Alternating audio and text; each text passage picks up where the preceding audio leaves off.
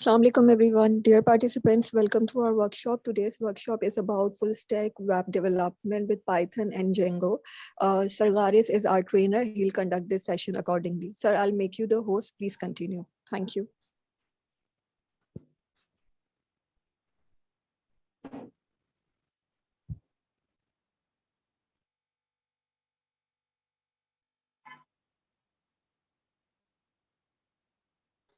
Sir, I made you the host. Please continue. I'm not the host. Sir, it's coming with the name of Garis. No, it's on Noman Arif.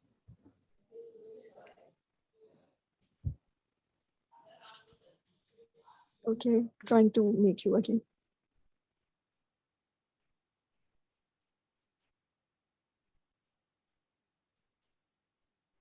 Okay. तो सबसे पहले तो हम देखते हैं outline को explore करते हैं कि आउटलाइन में क्या क्या मौजूद है हमारे पास.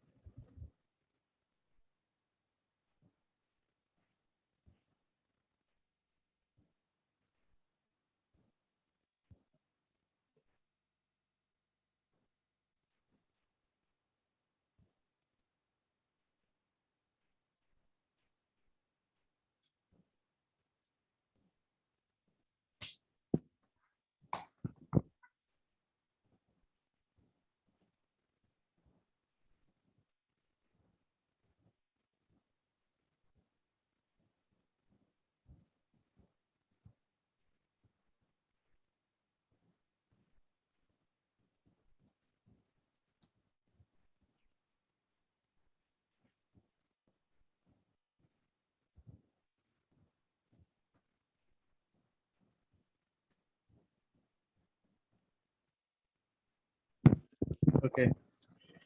So इस पर हम बात करते हैं फुल स्टैक डेवलपमेंट के बारे में. इसमें आपको पता चलेगा कि वेब कैसे काम करती है, ये जो भी वेब वर्क्स होते हैं कैसे होते हैं, और फुल स्टैक का मतलब क्या होता है, और brief overview of the core stack, why we chose Django और Flask for the course. ठीक है. Before we can begin to learn about all the technologies in this course, we need to understand how the web works and what constitutes the full stack. ठीक है. So what happens at home, जब भी आप कोई अपनी website open करते हैं इस तरह से URL डाल के, कोई भी URL उसमें आपने डाला, उसे ओपन किया आपने, देन वो एक IP एड्रेस लेके जाता है और वो IP एड्रेस कनेक्ट होता है आपके ISP से, जो भी कहलाता है आपका इंटरनेट सर्विस प्रोवाइडर, और उसे फिर आपका ISP जो है वो सर्वर की लोकेशन पे रीरूट कर देता है. एंड उसके बाद जो है वो आपको काफ़ी सारे पैकेट्स में स्प्लिट करके डेटा को आपको आउटपुट में मिल जाता है डेटा. ठीक है. अच्छा जी. अभी फुल स्टैक के दो कंपोनेंट्स होते हैं हमारे पास, फ्रंट एंड बैक एंड. ठीक है. फ्रंट एंड वो होता है जो कि यूज़र वेबसाइट पे देखता है. बैक एंड जो टेक्नोलॉजी है वो डिसाइड करती है कि फ्रंट एंड पे क्या दिखाना है यूज़र को. कि you can take it as like, जैसे कि गाड़ी की जो बॉडी होती है वो आपका फ्रंट एंड है, एंड जो इंजन है, आपका रेडिएटर है, आपका इंटरकूलर है, वो सारी चीज़ें आपके पास बैक एंड पे. ठीक है. वो चीज़ जो आप नहीं देख सकते, फ्रंट एंड आप देख सकते हैं, बैक एंड आप नहीं देख सकते किसी भी वेबसाइट पर. ठीक है.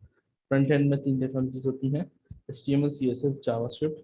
HTML और साथ ही कुछ फ्रेमवर्क्स हैं, jQuery, बूटस्ट्रैप, रिएक्ट, एंगुलर, सारी फ्रंट एंड आती है.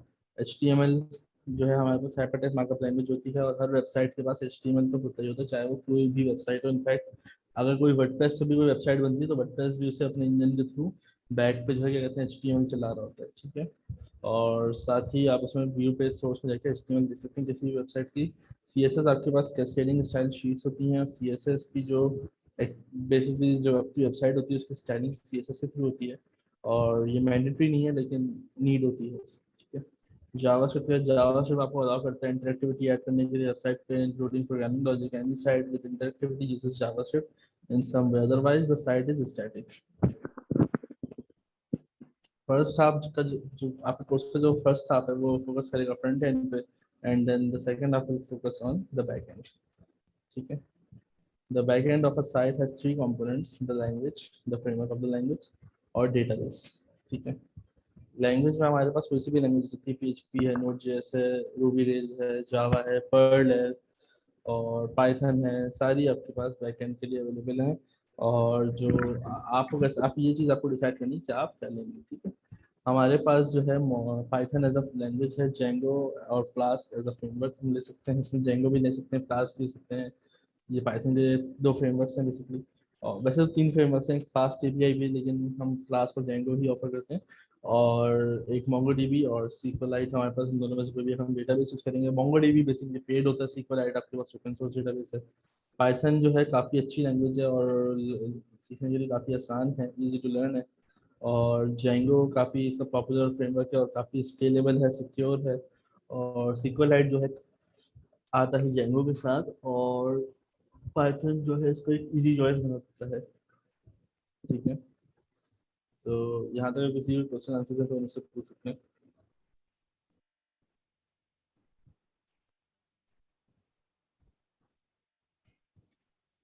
सर फ्रंट एंड पे HTML CSS की जगह अगर वर्डप्रेस यूज कर रहे हैं तो वर्डप्रेस HTML CSS का पूरा काम कंप्लीट कर लेते हैं। जी, वर्डप्रेस एचटीएमएल सीएसएस का काम पूरा कंप्लीट कर देता है, लेकिन वर्डप्रेस अगर आप यूज करते हैं फ्रंट एंड पे तो क्या कहते हैं, वर्डप्रेस से बैक एंड पे भी चल जाता है, लेकिन फिर आपको उसके लिए पीएचपी पे काम करना पड़ता है अगर आपको बैक एंड कस्टमाइज लगाना है। वरना तो आपको फिर वर्डप्रेस का जो डिफॉल्ट बैक एंड है वो यूज करना पड़ता है, लेकिन अगर आपने कुछ कस्टमाइजेशन करनी है तो उसके लिए आपको फिर पीएचपी का यूज करना पड़ता है। उसमें फिर आप पाइथन की तरफ नहीं आ सकते। ठीक है सर। अच्छा सर, फ्रंट एंड पे अगर हम काम कर रहे हैं तो मतलब हमारे अगर एक हमें वेब पेज कंप्लीट करना है तो वो हम्म। HTML CSS एंड जावास्क्रिप्ट ये हम्म। चीज तीन चीजों से अगर कंप्लीट हो जाता है तो ये फिर Node.js वगैरह ये किस चीज के लिए यूज होते हैं? देखिए, नोड जेएस तो बैक एंड है हमारे पास, ठीक है। और node angular JS JS back and की वगैरह? तरफ। एंगुलर देखें, एंगुलर फ्रेमवर्क है फ्रंट एंड का। फ्रेमवर्क में और लैंग्वेज में क्या फर्क होता है सबसे बड़ा, देखें आपके पास जावास्क्रिप्ट एक लैंग्वेज है, ठीक है, सही है, और एंगुलर जेएस उसका फ्रेमवर्क है। इसी तरह से जैसे कि आपने बोला वर्डप्रेस का नाम दिया, ठीक है, वर्डप्रेस एक फ्रेमवर्क है, पीएचपी एक लैंग्वेज है, पीएचपी के ऊपर वर्डप्रेस बना हुआ है। फ्रेमवर्क पे काम आसान हो जाता है, फास्ट हो जाता है, स्केलेबल हो जाता है। काफी सारी चीजें ओके। आपको पहले से हुई भी मिल जाती हैं फ्रेमवर्क के ऊपर। ये एडवांटेज होता है आपके पास। रिएक्ट ले लें आप, एंगुलर ले लें, वू जेएस ले लें, काफी सारे फ्रेमवर्क्स हैं जावास्क्रिप्ट पे। तो जितने भी हैं उनमें आपको जो है क्या कहते हैं, काम आसान होकर मिलता है फ्रेमवर्क के ऊपर। लेकिन फ्रेमवर्क के लिए आपको लैंग्वेज आनी चाहिए पहले से, जो फ्रेमवर्क पर आप काम कर रहे हैं। जैसे कि अगर आप जेंगो पे काम करना चाहते हैं, जेंगो एक बहुत आसान और बहुत स्केलेबल फ्रेमवर्क है, लेकिन उसके लिए आपको पाइथन अच्छी खासी आनी चाहिए, देन आप जाके जेंगो के ऊपर आप काम कर सकते हैं, क्योंकि उसमें बहुत सी ऐसी चीज़ होती हैं जो आपको नहीं पता। इसी तरह से आपके पास वर्डप्रेस में भी अगर आपको कुछ कस्टम काम करना है, कस्टम थीम डेवलपमेंट करनी है, तो उसके लिए आपको अच्छी खासी पीएचपी आनी चाहिए। लेकिन अगर आपको वर्डप्रेस पे सिंपल बॉडी पे काम करना है, या ब्लॉग पोस्टिंग करनी है, या कोई ऐसी वेबसाइट बनानी है सिंपल जिसमें कोई कोडिंग ना हो, तो फिर सही है आपके लिए, इतना कोई मसला नहीं। लेकिन अगर आपको कस्टम काम करना है, क्लाइंट की डिमांड में कस्टम काम करवाना चाह रहे हैं, तो उसके लिए फिर आपको पीएचपी आनी चाहिए अच्छे लेवल पे। ठीक है। और किसी का कोई क्वेश्चन है?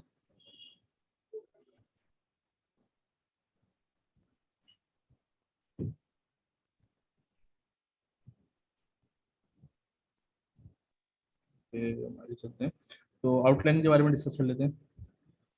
तो हमारे पास इस कोर्स में जो आउटलाइन है बेसिकली वो है HTML और HTML CSS बूटस्ट्रैप। इसमें आपके पास HTML होगा बेसिक, और एडवांस HTML, एडवांस CSS होगा।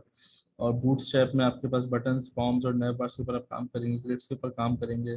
साथ ही एक रिस्पॉन्सिव वेबसाइट भी बनाएंगे HTML CSS को यूज़ करते हुए। देन आप जावास्क्रिप्ट स्टार्ट करेंगे, जिसमें आप पूरी उसकी जो है कहते हैं ES6 का जो मॉड्यूल है, बेसिकली ECMAScript 6 का जो मॉड्यूल है, वो पूरा आप उसको देखेंगे, करेंगे। साथ ही इसमें ऑब्जेक्ट ओरिएंटेड प्रोग्रामिंग भी आप सीखेंगे जावास्क्रिप्ट के साथ। और इसमें जावास्क्रिप्ट की जो मेन चीज़ होती है, जो कि लोकल स्टोरेज वगैरह पे काम होता है, वो भी आप सीखेंगे। साथ ही पाइथन प्रोग्रामिंग की अगर हम बात करें तो इसमें भी आप सारी चीज़ें सीखेंगे, मॉड्यूल्स, पैकेजेस, रेगुलर एक्सप्रेशंस वगैरह सारी चीज़ें आप इसमें पाइथन में भी सीखेंगे। देन अगर हम जेंगो के बारे में बात करें तो जेंगो भी आप पूरा बेसिक से लेकर एडवांस तक सीखेंगे। बस जेंगो में जो चीज़ें नहीं सीखेंगे वो होगी एपीआई बेसिकली। उसके लिए फिर आप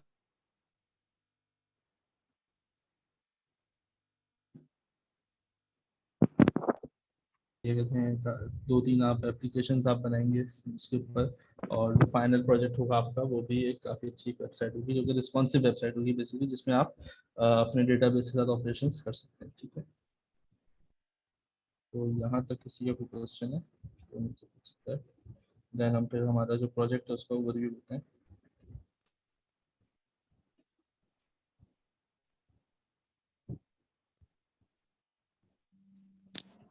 सर एक क्वेश्चन और है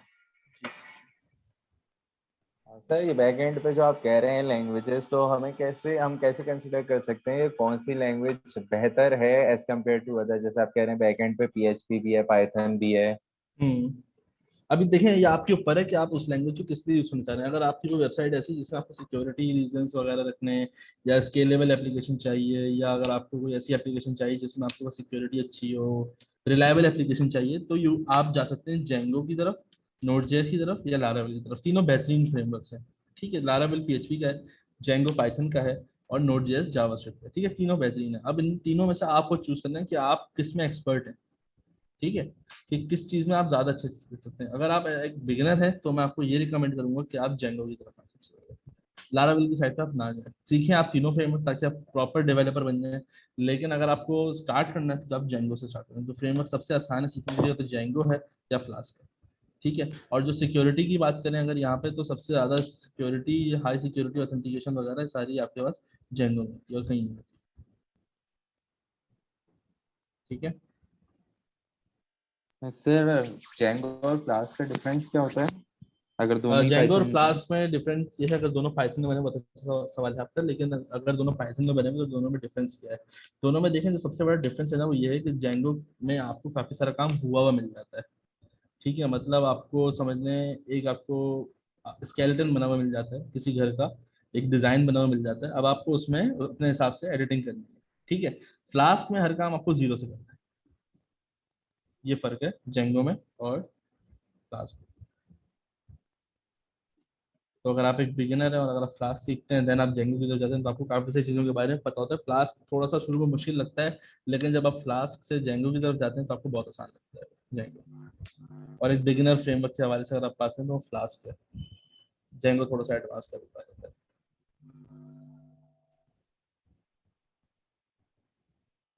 है। Okay sir. आपको बेसिक सी एप्लीकेशन चला के दिखाता हूँ यहाँ पे।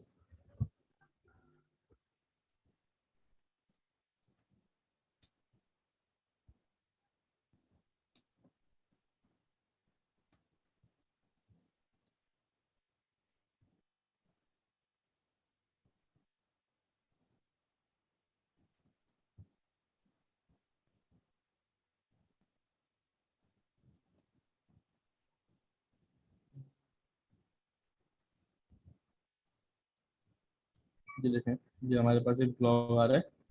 ठीक है, एक सिंपल सा लेआउट है ये। ठीक है, इस तरह के आप काफी सारे प्रोजेक्ट्स बिल्ड करेंगे। ये पूरा इसमें आ रहा है। अब इसमें ब्लॉग्स आ सकते हैं। इसमें बेसिकली आ रहे हैं यहाँ से। ये देखें, इसकी एडमिनिस्ट्रेशन है, इस पर आप लॉग इन कर सकते हैं। इसका पासवर्ड है, एडमिन इसकी आईडी है। ये देखें, यहाँ पे मेरी पोस्ट आ रही है, तीनों पोस्ट आ रही है मेरी। यहाँ पे मैंने अगर ऐड पोस्ट करनी है तो मैं यहाँ पे पोस्ट ऐड करूँगा। टाइटल दे दिया मैंने पोस्ट का, फॉर एग्जाम्पल वर्कशॉप। और टाइटल जैसे कि अगर मैं यहाँ पे आके कोई देखूँ, जैसे कि full stack web developer training Python and Django. ठीक है, तो मैंने टाइटल दे दिया इसका। और उसके बाद जो है, यहाँ पे मैंने इसका ये दे दिया बॉडी। ठीक है, इसको मैंने सेव किया, सेव हो गया। मैं यहाँ पे आके इसको रिफ्रेश करूँगा तो ये देखिए ये आ गया। इसको मैंने क्लिक किया तो देखिए टाइम भी आ रहा है मेरे पास, और जो भी मैंने लिखा था वो सब आ रहा है। सही है। और अगर मैं बाकी चीज़ें डालता हूँ, उसमें बेसिकली क्या है, इतनी फंक्शनैलिटीज अभी नहीं है ऐड, तो वो हमें करनी पड़ेंगी। इसके लिए एक बेसिक से प्रोजेक्ट है, तो इसमें आप इतना ही कर सकते हैं। और देखें, डेट टुडे की भी आ रही है, टाइम नाउ, ये कर दिया। अब अगर मैं इसको दोबारा सेव करता हूँ, यहाँ पर जाके रिफ्रेश करता हूँ, तो टाइम देखा चेंज हो गया। सही है। एक प्रोजेक्ट ये है हमारे पास। उसके अलावा एक प्रोजेक्ट और है, जो कि बेसिकली एक वेदर एप्लीकेशन है, जो कि आपको वेदर बताती है। ठीक है,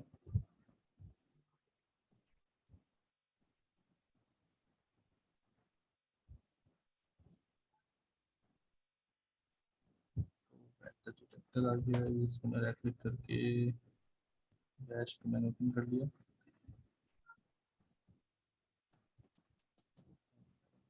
बाय रन सर्वर। इसमें हमें एडमिनिस्ट्रेशन की ज़रूरत नहीं है, तो फिर देखें ये आ गया। कराची मैंने डाला, सर्च किया कराची को, तो उसने कुछ ऑर्डर दिया मुझे।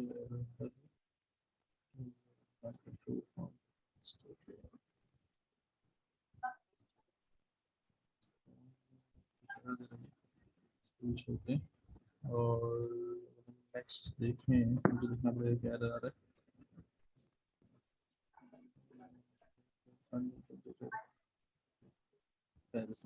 चैनल आ गया, तो हम आगे चलें।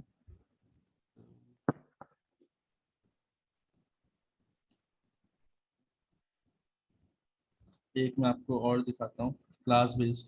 बेसिकली हमारे पास एक सिस्टम बना हुआ है जिसको हम कहते हैं क्रिएट, रीड, अपडेट, डिलीट, जैसे डेटाबेस पे कैसे काम किया जाता है। तो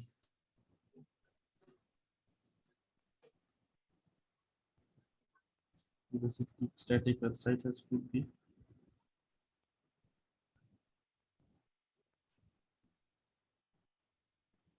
तो यहाँ पे आपके मैंने इसे किया मैच। मुझे इसको देखना पड़ेगा कि इसका वर्क क्या आ रहा है।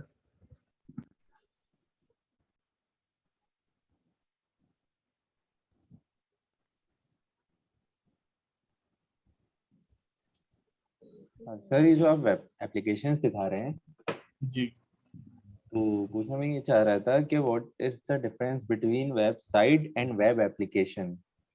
अच्छा, वेबसाइट और वेब एप्लीकेशन में सबसे बड़ा डिफरेंट है वो ये है कि देखिए, वेबसाइट जो होती है ना आपके पास, वो काम करेगी आपको सिर्फ डेटा देने का। वेब एप्लीकेशन वो होती है जहाँ पे आप रजिस्टर भी कर सकते हैं और अपनी कुछ प्रोग्रेस वगैरह भी शो कर सकते हैं, जैसे कि यूडीमी वेब एप्लीकेशन है, जो कि एक वेबसाइट का भी काम करती है और जो कि एप्लीकेशन का भी काम करती है। ओमनी अकेडमी की वेबसाइट है, वेब एप्लीकेशन नहीं है। फेसबुक एक वेब एप्लीकेशन है, ठीक है।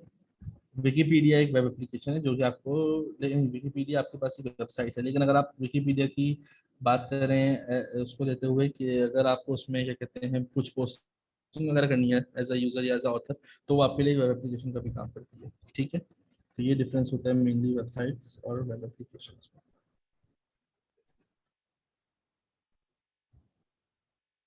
ठीक है। ठीक है, तो इनमें सर जैसे कि वेबसाइट एंड वेब एप्लीकेशंस में कोई लैंग्वेज का डिफरेंस आता है?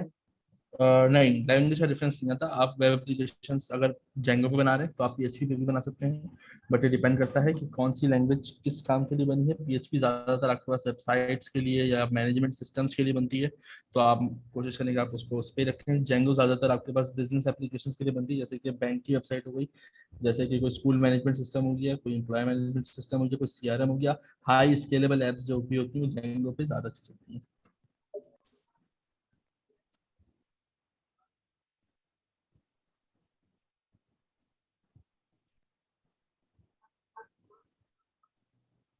ठीक है। ठीक है।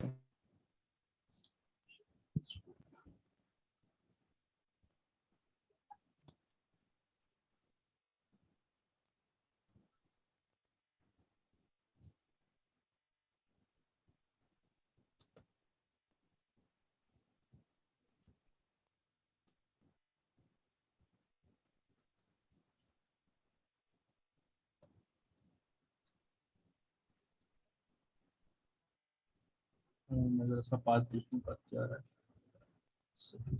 क्लासरूम,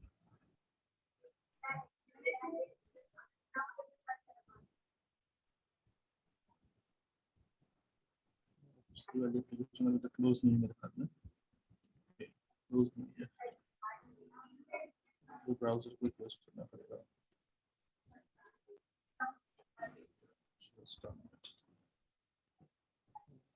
सर्च करूँ तो ये दिखा तो रहा नहीं है। ओके, सो ये अभी रन नहीं कर रहा है, पिछली एप्लीकेशन को वापस चलाया जा रहा है, तो मुझे इसे रीस्टार्ट करना पड़ेगा। So that's it. सो अगर किसी को कोई क्वेश्चन है आता तो मुझसे पूछ सकता है।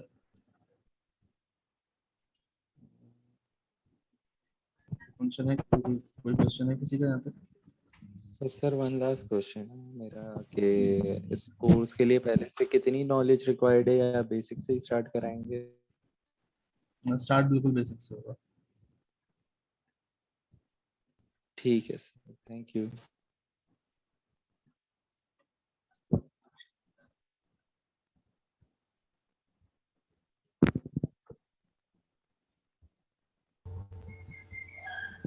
और किसी का कोई क्वेश्चन है यहाँ तक?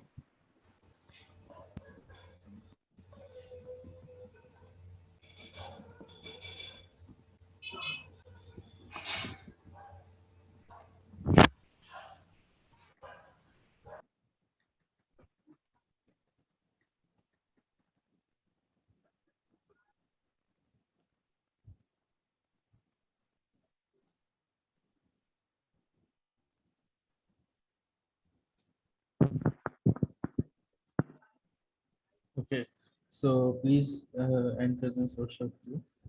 All right, so I think no one has any query or any question, so we are going to close the session. So thank you so much, Sir Garis, for conducting this session. Thank you everyone for attending our workshop. If you have any query, please contact us on our numbers, which are provided on our website, and you can also contact us on our WhatsApp numbers for the certification of this workshop. Thank you so much, sir. Thank you, everyone.